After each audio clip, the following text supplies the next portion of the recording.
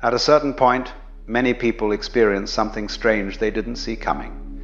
Things that once delighted them, activities that once filled them with enthusiasm and pleasure, suddenly seem to lose their savor. The music doesn't move them anymore. The food doesn't taste as it used to. The company of friends feels hollow. Even the pursuits they once considered their greatest passions, reading, walking in nature, creating things, all of it becomes somehow flat, colorless, without the spark that once made life feel worth living. And naturally, when this happens, people become frightened. They think something has gone terribly wrong. They believe they've become depressed, that they're ill, that there's some chemical imbalance in their brain that needs correcting, or they think they've simply become cynical, jaded, that life has worn them down and they've lost their capacity for joy. And they ask themselves, with genuine desperation, what's happened to me? Why can't I feel anything anymore? But what if I told you that this loss of joy, this apparent flatness of experience, is not necessarily a problem at all? What if this state that seems like death is actually a kind of birth? What if the disappearance of joy as you knew it is simply making room for something else, something you haven't yet recognized, because you're still looking for the old feelings, the old excitements, the old ways of being moved? Let me explain what I mean. You see, most of what we call joy or pleasure in ordinary life is really a kind of relief. It's the satisfaction of a want, the filling of a lack, the scratching of an itch. You're hungry and then you eat, and there's pleasure in that. But notice the pleasure depends on the hunger. Without the hunger, the eating is just mechanical. You're lonely, and then someone pays attention to you, and there's joy in that. But the joy depends on the loneliness. Without the sense of lack, the attention doesn't move you. This is what the Buddha was pointing at when he said that life is suffering, or more accurately, that life is unsatisfactoriness.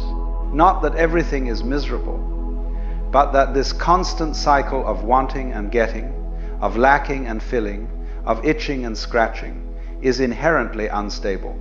It's based on a sense of incompleteness, of something missing, of not being quite enough as you are. And so we spend our lives chasing these little moments of relief, these brief satisfactions. When a want is filled, we call this happiness, we call this joy. But it's really just the temporary cessation of discomfort. It's like someone hitting you on the head with a hammer and then stopping, and you feel relieved, and you call that relief pleasure. But the question nobody asks is, why were you being hit with a hammer in the first place? Now, what happens to some people, and this is what's happening to you if you're experiencing this loss of joy, is that they begin to see through this game. They begin to recognize that all these pleasures they've been chasing are really just escapes from discomfort. And once you see this, once you really understand it, the old joys don't work anymore. The scratching doesn't satisfy the itch because you've realized that you're creating the itch in order to enjoy the scratching. It's like a drug addict who takes a drug to feel good, but the drug itself creates the need for more of the drug.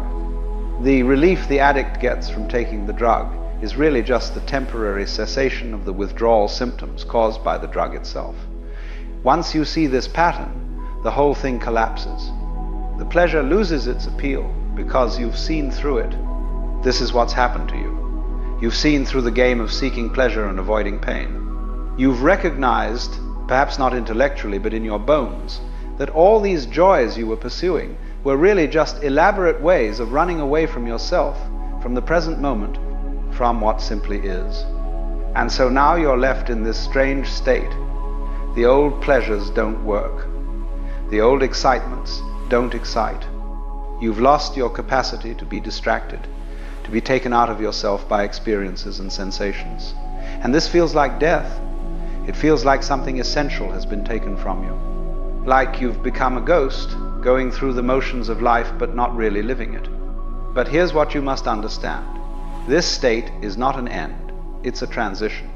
It's the space between the old way of experiencing life and a new way that you haven't discovered yet. You're in the gap, and the gap is terrifying because there's nothing to hold on to. The old structures have collapsed, but the new hasn't yet emerged. Let me give you an analogy. Imagine you've been living your whole life in a room lit by candles. The candlelight creates all these interesting shadows on the walls, dancing shapes that fascinate you. You spend your time watching the shadows, being entertained by them, finding meaning in their patterns. This is like the ordinary joys of life. They're real enough in their way, but they're really just flickering shadows created by the limited light source. Now, what happens if someone opens a door and bright daylight streams in? At first, the light is so bright it's almost painful. You can't see anything clearly. Everything is washed out. And all those fascinating shadows that kept you entertained, they've disappeared, vanished in the bright light. And you might think, this is terrible, I've lost all the interesting patterns. Everything's become bland and featureless. But you're not seeing clearly yet. Your eyes haven't adjusted to the daylight. Once they do, you'll realize that you haven't lost anything. You've gained everything. You're seeing reality directly now, not just its shadows.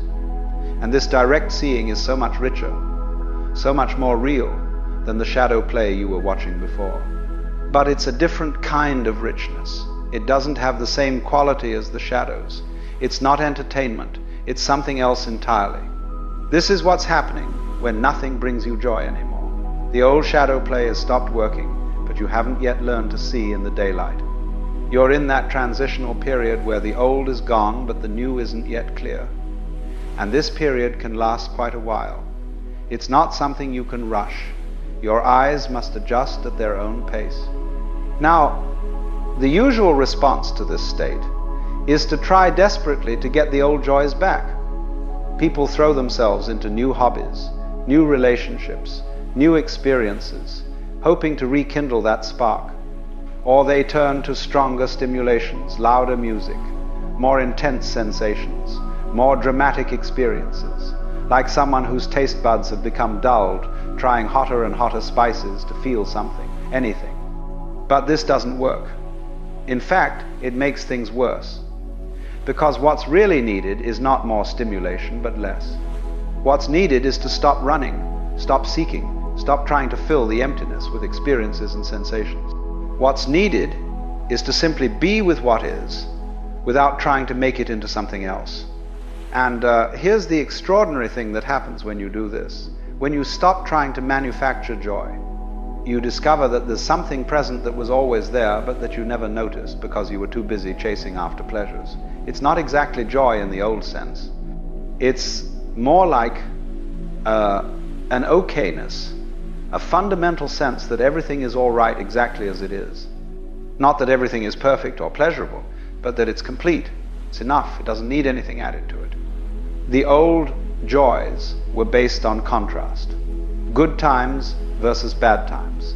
Pleasure versus pain. Excitement versus boredom. But this new state, this okayness, doesn't depend on contrast. It's there all the time, whether things are going well or poorly, whether you're comfortable or uncomfortable, whether you're experiencing pleasure or pain. It's like discovering that you've been living in a house your whole life, rushing from room to room looking for something, and then suddenly realizing that what you were looking for was the house itself. It was there all along. You were standing in it. You are it. But you couldn't see it because you were too busy searching. Now, I must warn you about something.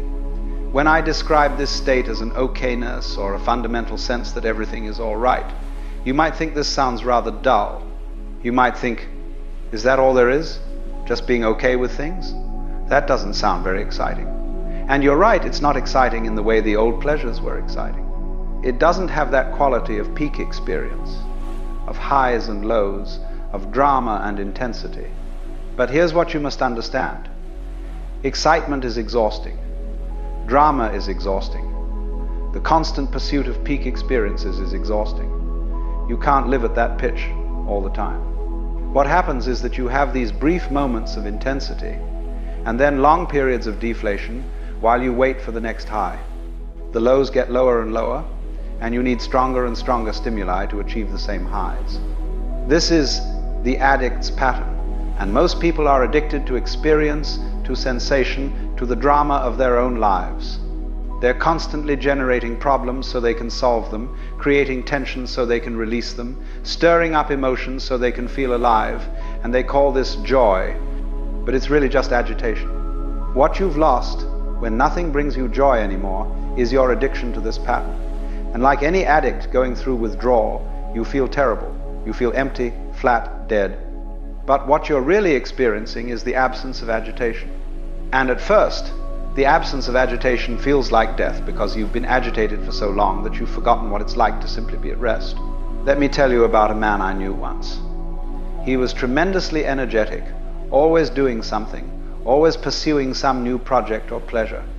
He traveled constantly, collected experiences like some people collect stamps, was always reading, always learning, always seeking out new sensations. And he was proud of this. He thought he was really living, squeezing every drop out of life. Then something happened, I don't know exactly what, perhaps just the accumulation of years, and he lost his enthusiasm. All those activities that had seemed so important suddenly seemed pointless. Travel bored him. Books couldn't hold his attention. Food all tasted the same. And he became quite depressed about this. He thought his life was over, that he'd become old and worn out. But then, after some time in this state, something shifted. He told me that one day he was sitting in his garden, doing nothing in particular, just sitting there, and he suddenly realized that he was completely content. Not excited, not entertained, just simply content, present, here. And he understood that all his previous rushing around had been a kind of running away. He'd been afraid of this simple being here, so he'd filled his life with constant activity and stimulation to avoid it. And now that all the activity had dropped away, he'd discovered what he'd been running from, just this moment, this breath, this being alive. And it was enough, more than enough. It was everything. But it wasn't exciting or dramatic, so his mind had dismissed it as nothing, as emptiness, as death. Only when he stopped demanding that life be exciting did he discover that life is extraordinary in its ordinariness. This is what I'm trying to point you toward. When nothing brings you joy anymore in the old way, you're being invited to discover a different quality of experience. Not the ups and downs of pleasure and pain, but something more subtle, more constant, more fundamental. But you can't force this discovery. You can't make it happen.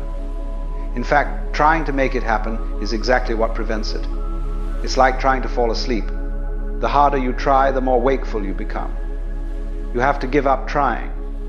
You have to surrender to not knowing, to not feeling, to this apparent emptiness. And this is perhaps the most difficult thing anyone can be asked to do. Because we're so afraid of emptiness. We think emptiness is death, is meaninglessness, is the absence of life. But actually, emptiness is potential. It's the space in which something new can emerge. As long as you're full of seeking and striving and trying to recapture old joys, there's no room for anything new. You must become empty. Not empty in a negative sense, but empty like a bowl is empty, empty so it can receive, empty so it can be filled. But not filled with the old things, filled with something you don't yet have a name for. Now, I know this is not what you wanted to hear. You wanted me to tell you how to get your joy back, how to feel things again the way you used to. But I can't tell you that, because what you're experiencing is not a problem to be solved. It's a transition to be gone through, like a caterpillar dissolving in the cocoon before it becomes a butterfly. The caterpillar is finished. It can't go back to being a happy caterpillar, but it's not yet a butterfly. It's just mush. And if the mush could think, it would probably be quite distressed about its condition. You're the mush right now. And I'm telling you, this is not a mistake. This is the process. Stay with it. Don't try to escape from it. Don't try to manufacture fake joys to fill the emptiness. Just be with what is. Be with the flatness, the colorlessness, the apparent meaninglessness. Let it be exactly as it is without trying to fix it or understand it or make it into something else. And gradually, not according to your timetable, but in its own time, something will shift. Not back to the old way, but forward into something new. A new way of experiencing life that doesn't depend on contrast, that doesn't require stimulation, that finds sufficiency in the bare fact of existing. This is what the mystics have always pointed to. Not some ecstatic state of constant bliss that's just another form of the old seeking, but a deep okayness that persists through all states, pleasant and unpleasant alike. A recognition that you are, in the deepest sense, all right, not because everything in your life is going well, but because your life, your existence, is fundamentally complete, exactly as it is. The old joys were like trying to improve a sunset by throwing more colors at it. The new recognition is that the sunset is already perfect, doesn't need improvement, doesn't need anything added to it or taken away from it. It's complete in itself, and so are you. And so is this moment. And so is your life, even in this seemingly joyless state. But I must emphasize again, you cannot make this recognition happen. You cannot achieve this state. Any effort to get there pushes it away, because effort implies that something is lacking, that you're not already complete. The recognition can only come when you stop trying, when you give up, when you surrender completely to what is. And even then, it may not come, or it may come and go, or it may come in such a subtle way that you don't even notice it at first. It's not dramatic, it's not exciting. It doesn't feel like you thought enlightenment would feel. It's more like coming home, like taking off tight shoes, like exhaling after holding your breath too long. So what do you do in the meantime, while you're in this state where nothing brings joy? You do what needs to be done. You brush your teeth, you eat your meals, you go about your daily business. But you do it without the expectation that these activities should make you happy. You do them simply because they're what's here to be done, not with resignation or bitterness, but with a kind of neutral acceptance. And you watch, you observe this state you're in without judging it, without trying to change it. You become interested in it, curious about it, not in a clinical way, but with the kind of interest you might have in watching clouds move across the sky.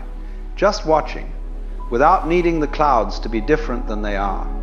And most importantly, you stop comparing. Stop comparing your current state with how you used to feel. Stop comparing yourself with people who seem to be having a good time. Stop comparing this moment with some imagined future moment when everything will be better. Just be here, now, with what is. This is not resignation. It's not giving up. It's actually the opposite. It's fully showing up for your life as it actually is, rather than constantly wishing it were different. And paradoxically, it's only when you stop wishing things were different that anything can truly change. Because what's blocking the new experience, the new way of being, is your insistence that things should be like they were before. Your nostalgia for the old joys, your memory of how things used to feel, your expectation that life should return to that familiar pattern, all of this is preventing you from seeing what's actually here now. Let me give you one final thought. Perhaps the reason nothing brings you joy anymore is that you've outgrown joy as you knew it. Perhaps you've become too big for those small pleasures, too deep for those shallow satisfactions. Not because you're better than other people, but simply because your consciousness has expanded and the old containers can no longer hold what you've become. A child is delighted by candy. A young person is thrilled by romance and adventure. A mature person finds satisfaction in accomplishment and recognition. But there comes a point, for some people, when all of these things are seen through, when they're recognized as temporary, conditional, ultimately unsatisfying. And then what? Then you're thrown back on existence itself, on the bare fact of being alive, of being conscious, of being here. And this can seem like nothing at all compared to the excitement of candy and romance and accomplishment. But actually, it's everything. It's the ground from which all those other things arose. It's what was there before you learned to seek pleasure and avoid pain. It's what remains when all the seeking stops. And it's not nothing. It's not emptiness in the negative sense. It's fullness. It's wholeness. It's completion. But it's so simple, so ordinary, so undramatic that the mind overlooks it constantly, always seeking something more exciting, more stimulating, more special. What you're being asked to discover is that there is nothing more special than this moment, this breath, this simple fact of being alive. Not because it makes you feel good, not because it's pleasurable, but because it's real. It's what is. And what is enough. It's always been enough. You just forgot for a while. So when nothing brings you joy anymore, don't despair. You haven't lost your capacity for feeling. You've lost your addiction to a particular kind of feeling. And in that loss, there's an opening. a possibility, a doorway into a different way of being human. Walk through that doorway. Not by trying to walk through it, but by standing still and discovering that you're already on the other side. You've always been on the other side. You just didn't notice because you were too busy seeking. Now you have nothing to seek, and that's not a loss. That's the greatest gift you could receive.